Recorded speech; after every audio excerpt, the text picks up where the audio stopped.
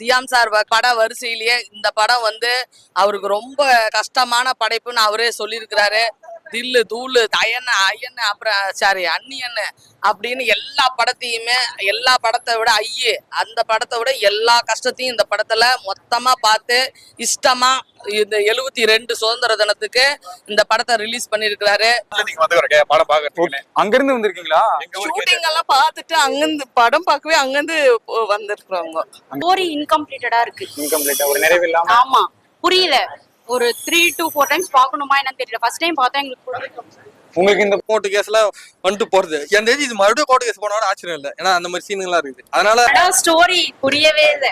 Super super super. வில்லன்ல இருந்து சார்ல இருந்து எல்லாரோட்டையும் photo எடுத்திருக்கோம். போட்டோ எடுத்திருக்கீங்க. ஆனா எக்ஸ்பெக்ட் பண்ண மாதிரி இல்ல ஸ்டோரி. உங்களுக்கு விக்ரம் சாரோட டாப் 5 படத்துல இந்த படம் இருக்குமா?